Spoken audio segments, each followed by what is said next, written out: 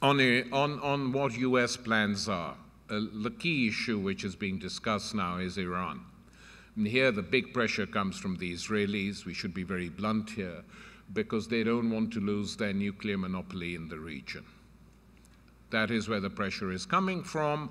According to what I read and people I talk to, there is huge opposition to any war on Iran from within the Pentagon. That many of the American generals realize that a war on Iran could turn out to be a huge disaster, even more than Iraq, because it's a war that could flood 4 different parts of the world. If the Iranians say the gloves are off, well, we'll fight as best we can then. So there is resistance. It's mainly the politicians who are talking it up, both in America and in Europe, for that reason. As for the question, let's just take the sort of cause for this aggression and the economic sanctions against Iran, which of course, as we know, always affect ordinary people more than anyone else. The Iranians are developing nuclear reactors. They're denying that they're developing nuclear weapons. I don't know whether they are or not. It may be, I mean, just looking at it cold-bloodedly, developing and getting nuclear weapons is now seen by countries not as an act of aggression, but as a defensive act to protect themselves against the United States, mainly. That's why they do it. So Iran is surrounded by countries with nuclear weapons. Israel is here, Pakistan has got nuclear weapons, India has got nuclear weapons, China has got nuclear weapons, American ships armed with nuclear missiles roam through its waters. American submarines have penetrated its, sometimes penetrated its security reason.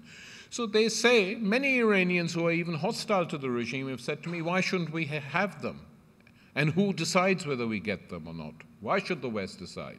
So that is not an unpopular demand inside Iran itself, by the way. So if people think that knocking out these nuclear reactors is going to create an Arab Spring in Tehran, be warned. It is going to unite a large bulk of the population behind the clerics.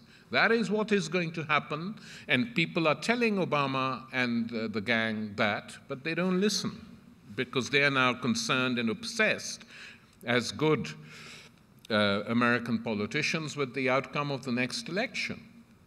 And how to make sure that it's definitely in the bag. In my opinion, the next US election is going to be determined by the state of the economy.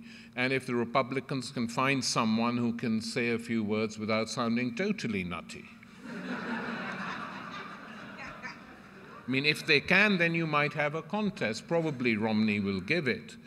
Though, I mean, I have to be honest that the only candidate in this election who is questioning the American military bases abroad in the empire and is therefore kept out is Ron Paul. He at least questions it. And everyone immediately ignores him because this is something which can't even be discussed, whether the American empire should be gradually phased out and the military bases reduced. You'd have thought for a country with a huge external debt, it might be a sensible thing to do. But anyway, so that debate is going on.